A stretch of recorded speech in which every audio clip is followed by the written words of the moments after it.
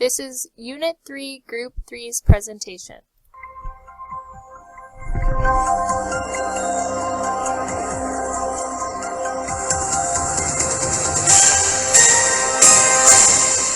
Welcome to the weakest link.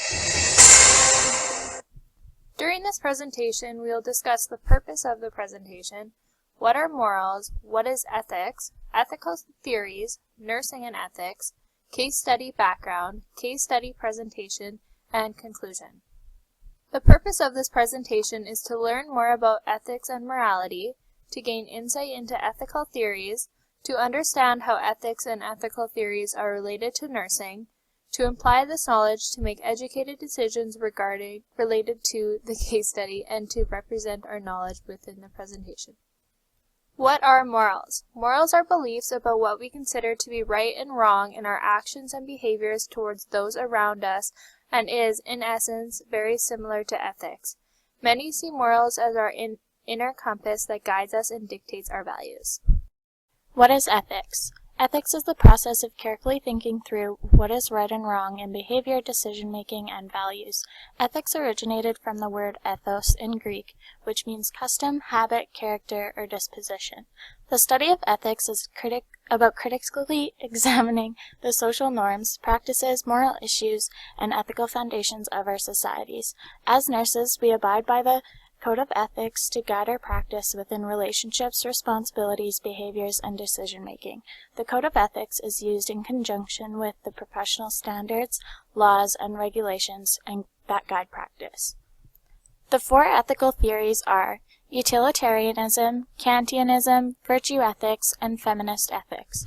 According to McIntyre and MacDonald, ethical theories are a key skill in the articulation and analysis of ethical issues. It provides us with the ability to provide a rationale based on principles to back up our decisions. We can use these theories to communicate different perspectives on complex issues. Utilitarianism is the most commonly identified consequentialist theory. This theory makes no reference to God as a source of moral commands. Instead, it adopts a scientific approach and is egalitarian. Consequentialist theory states that the rightness or wrongness of an action is determined by the outcomes or consequences of a particular action. Being an egalitarian is believing in the principle that all people are equal and deserve equal rights and opportunities. According to this theory, an action is deemed to be ethically sound if it minimizes the negative outcomes and maximizes positive outcomes. Jeremy Bentham and John Stuart Mill are the two individuals with the most complete versions of utilitarianism. Jeremy Bentham proposed a guide called the hedonic calculus. The hedonic calculus is designed to be useful both to individuals in their daily lives and to those who are in the position to make decisions affecting many people. According to this theory, we are to do the things that will provide the greatest amount of pleasure and the least amount of pain to the greatest number of people. This theory is radically egalitarian, meaning that everyone is to count equally, including animals, and everyone's pleasures and pains must be factored into the calculation. Mill's theory provides two characterizations of the principle of utility, called the greatest happiness principle. Happiness refers to intended pleasure and the absence of pain. Unhappiness refers to pain and the absence of pleasure. First characterization states that actions are right in proportion as they tend to promote happiness, wrong as they tend to promote the reverse of happiness. This differs from Bentham theory in the way that he argues pleasures are qualitatively different, in the sense that some pleasures should count more heavily than others. Act utilitarianism tells us to choose the actions that will provide the greatest amount of happiness for the greatest number of people, whatever the action may be. In certain situations, we can break promises and punish the innocent so long as this makes more people happy than unhappy. We are to weigh our own happiness no more heavily than the happiness of anyone else. We need to be able to make rational decisions about which action will generate the most happiness. This may sometimes require us to sacrifice our own interests if by doing so we can provide greater benefits to others. Rule utilitarianism applies to rules or principles rather than actions. It requires us to follow a set of rules that were adopted by the society in which one lives, and which would produce the most good for the most people. A rule is considered right by the amount of good it brings when followed. The move to rules allows us to account for obligations to particular people. Kantianism was developed by Immanuel Kant. It is almost exactly opposite of the utilitarianism theory. It is also known as the deontological theory. Kantianism ethics is concerned with the duties we have towards others. According to this theory's point of view, in order to be morally right, adherence to the duties and consistency is needed. For example, a utilitarian believes that only happiness has intrinsic value, whereas Kantians believe that only goodwill is happiness. Utilitarianism believes that there are consequences for actions, whereas Kantianism believes that the right actions must be performed. Downsides of the Kantianism theory include: it is difficult to determine what the duties are. There can be multiple or competing duties. There is little practical advice for how to deal with multiple and competing duties. It is irresponsible and problematic to only pay attention and adhere to our duties because you will fail to consider possible outcomes or consequences. Nursing and ethics. Bioethics is a branch of ethics that deliberates on issues regarding biology and medicine. The Canadian Nursing Association Code of Ethics includes promoting health and well-being, promoting and respecting informed decision-making, preserving dignity, maintaining privacy and confidentiality, promoting justice, and being accountable. In short, this means as nurses, we do not only provide direct care, we build relationships with our clients, colleagues, and the community. The Code of Ethics provides a framework to help us deal with any ethical challenges in our practice within the healthcare system, community, families, and with patients directly. The earliest of philosophers that preached the virtue ethics were Plato and Aristotle. However, many branches have since divided from the original philosophy. Virtue ethics emphasizes maintaining virtuous traits while avoiding vice in one's life. Some of the original moral virtues outlined by Aristotle include courage in the face of fear, temperance in the face of pleasure and pain, patience in the face of irritation, wittiness in conversation, friendliness in social conduct, and modesty in the face of shame. One could compare virtue ethics to the Canadian Nursing Association Code of Ethics because both outline certain characteristics that a person should have.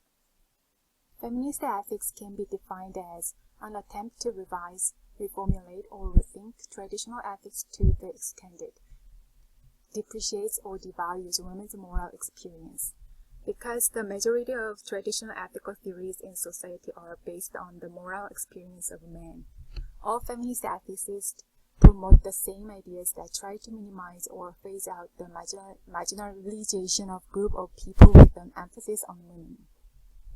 Case study background. You are a technician at a cryogenic institute, but oh no! A worldwide pandemic has occurred and there is no vaccine or treatments for the virus. The virus has a high fatality and infection rate. World scientists are working together to develop a vaccine. Unfortunately, the progress in the development of the vaccine is slow and only 10 select people from a government list will be preserved in cryogenic chambers. There are 10 chambers, 5 already been occupied by people who have bought their way in. Out of 17 people, who will be the 10 we save? Who has the necessary knowledge and skills to rebuild a genetically diverse population for the future? Keep in mind that the 5 people already in the chamber have all signed contracts keeping them inside the chamber until medicine has advanced enough to cure the disease. You are given permission to remove any of these people from the chambers. The government list is comprised of people that positively contribute to the society and possess essential skills that can be used for recreating civilization after the pandemic is over. For this project, we chose utilitarianism as our theory.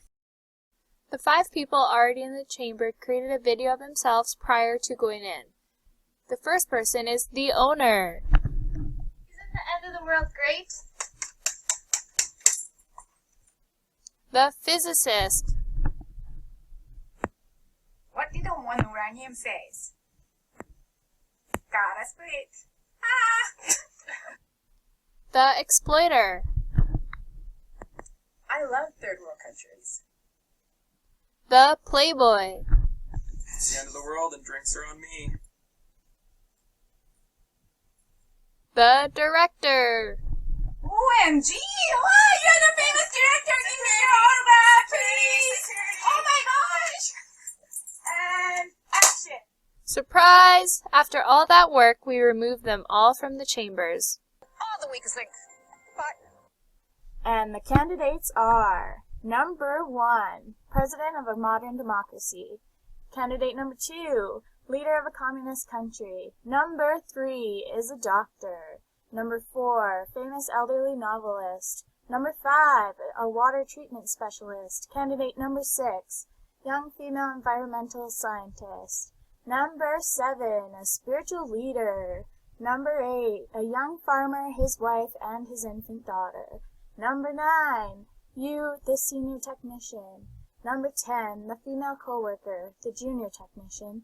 Number 11, your daughter and her dog. And number 12, the gangster. This candidate was elected due to his stunning oratorical skills. He is of reproductive age and possesses useful leadership skills. This candidate, although not open to democratic reforms, has managed to increase the standard of living her citizens enjoy. She is also of reproductive age. Okay, so what do we think about the president of modern democracy and the leader of the communist country? Well, the democratic leader is of reproductive age, which is good. He also has good leadership skills, he's democratic, has demonstrated strong oratorical skills, and has occupied a position of power. So I think those are all pros for him. But since he is a male, I think we need more females, and he has a slow decision-making. What do you think about the communist? So she's of reproductive age, a female, she has good leadership skills, she occupied a position of power, and she has a history of increasing standard of living. Yeah, but you know what? The problem with her is she's not really open to any democratic reforms, and if we choose her, I'm scared she's going to turn into a dictator on us. So who do you think we should keep? I'm thinking maybe we'll keep both, and then we'll have an election. Since we're going to be utilitarians, this should maximize happiness because everybody will get a say in who we're going to choose. So we'll keep both. Yep. This candidate possesses impressive surgical skills and has a great bedside manner. However, without the pandemic crisis, this man would be in jail due to being recently convicted of sexually exploiting a number of young female patients. So what do we think about the doctor? Well, the doctor has impressive surgical skills, a good bedside manner, is of reproductive age, and has a medical background. Yeah, we have to remember, though, he's also convicted of sexual exploitation of female patients, and he'd probably be in jail if it weren't for this huge catastrophe that's going on right now. So do we keep him? Well, based on utilitarianism, we have to kind of weigh it out. I mean, it's kind of important that we take care of people's health care, but at the same time, he is convicted of sexual exploitation. What do you think? Let's keep him. Okay. I guess people will probably be more worried about health care than his past. This candidate is at the height of his creative powers. He has the capacity to capture the tragedies of humanity. Think about the famous elderly novelist. Well, he's creative, and we're going to need people like that. He also has the capacity to capture tragedy in a literary form, which this could very well end up. He also has those historical experiences, which are also valuable. And he has insight and wisdom. But he is elderly, and he probably will do minimal contribution to survival. He has potential for reproductive difficulty, as well as he'll require more health services and care due to his age. What do you think? I think we should keep him because he'll offer good entertainment to maximize happiness, like the utilitarianism theory suggests. He may also be of use for documenting history, and people may want to know about this in the future. So let's keep him. This candidate has experience in providing clean water in remote parts of Africa. So what about the water treatment specialist? Well, we're definitely going to probably need this person because they have experience in water treatment of remote areas of Africa. They're of reproductive age, which is also good, and they would definitely help with access to clean water once we get out of the cryogenic facility. There really are no cons to bringing this person. People will not be happy or be able to survive without clean drinking water. We need to bring him. Alright, let's do it. This candidate is currently working on a wind energy technology and is of reproductive age. What about the environmental scientist? Well, she's female. We definitely need more of those. She's also of reproductive age. and she has experience in working on wind energy technology, which we may be able to harness. I don't know though. Wind energy may not be feasible, nor do we know if we have the material or manpower to build this. Do you think we should keep her? I think we should bring her anyway, and the reason is we don't necessarily have to go with wind energy, and she still has the knowledge that maybe we can adapt into a different energy source. So let's keep her. Okay. This candidate is loved for his profound spiritual insights, his gentleness, and his commitment to the human rights. However, this man is quite elderly. So what do we think about the spiritual leader? Well, he's going to provide spiritual help to those who need it, and he's also gentle and committed to human rights. He could become a source of support grieving, and also help leaders in decision making. So, I don't know. What do you think? Well, he is elderly, which may result in him requiring more care and resources because of his age. I really don't think we need a spiritual leader who may only support one religion and or belief. This may cause conflict. Based on the chosen theory, I don't believe this will maximize overall happiness for everyone. This man also volunteered to stay back. I don't think we should keep him. Alright, I agree with you. Oh, the weakest link. Goodbye.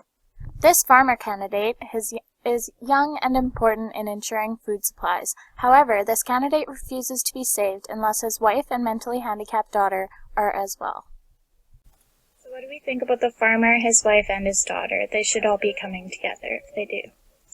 Well, bringing the farmer will ensure we have food supplies, both spouses are of reproductive age, their fertility is confirmed, as well as they have experience in agriculture resources. Yeah, at the same time though, if we save the farmer, we have to save the wife and the infant daughter as well, and that's going to take up 3 spots. The infant daughter is also physically and mentally handicapped, which could potentially make her hard to take care of in the future. And the wife also has a history of obstetrical complications, so she may not be the best for reproducing. What do you think? Should we keep them? Well, I think we need to keep them because the farmer won't come without his family, and we need food sources to keep everyone happy and alive. Let's keep all 3. Okay, let's do it.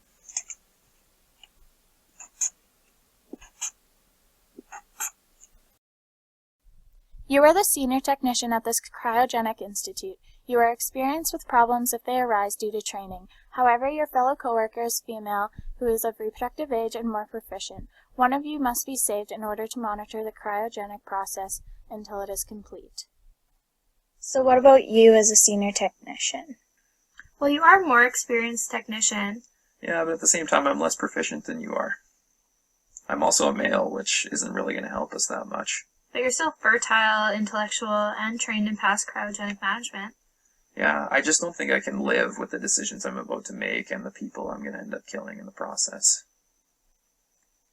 I just don't think keeping me is a good idea, because I'm less experienced technician than you. I actually think you're perfect. You're a female, which we sorely need. You're of reproductive age, and you have more knowledge than I do anyway. Plus, this way I can stay on the outside and make sure that everything's working fine and everything goes according to plan. So who do you think should go in? I'm going to stay outside. I think you should go. Okay.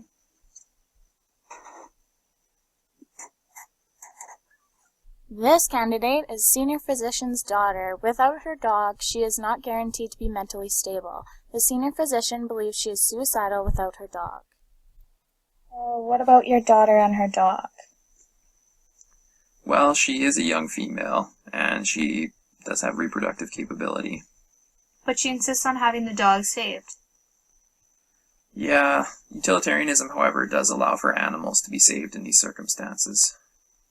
We don't exactly have the chambers available for the dog and your daughter. I don't think we can use a chamber on someone who's at risk of suicide and not able to cope with this new situation, especially if you stay back too. She'll not be happy, and she'll be alone. What do you think?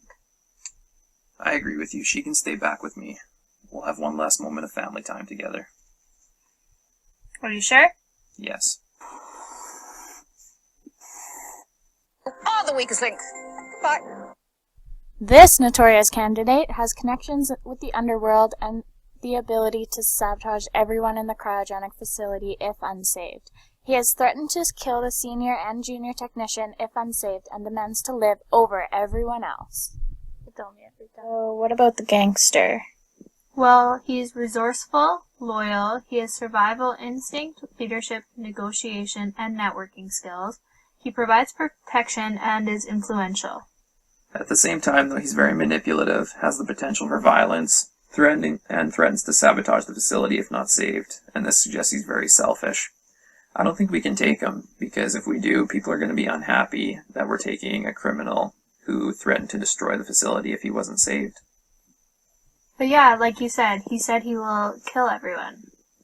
Yeah, I think I can take care of him. I'll freeze him for about a minute and then let him out, and he'll be dead. And because we're utilitarians, we're allowed to lie.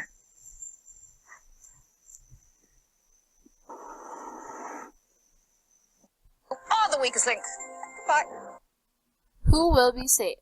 The president of the modern democracy, leader of a communist country, the doctor, a famous elderly novelist, a water treatment specialist, a young female environmental scientist, a young farmer, his wife, and his infant daughter, as well as your female coworker, the junior technician. Who was not saved? The spiritual leader, the senior technician, his daughter, and her dog, and the gangster.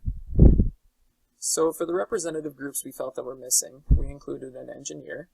We were thinking a structural engineer, because they would be able to design structures like houses and buildings. A biologist, because they could conduct research and interpret results. If we took a medical biologist, they could help in understanding the immunopathology of the disease and create research in regards to how to cure it. We could also use educators. They would facilitate learning, expand knowledge, and educate people. They could teach an assortment to the people and also touch on the pandemic that occurred. We also included a psychiatrist. They would work to diagnose, treat, and prevent mental, emotional, and behavioral disorders. They could also serve as counselors and comfort for the people maybe dealing with PTSD, grief, or loss. Finally, we figured we could bring along an epidemiologist. They'd be able to monitor the disease and prepare to act on monitoring signs.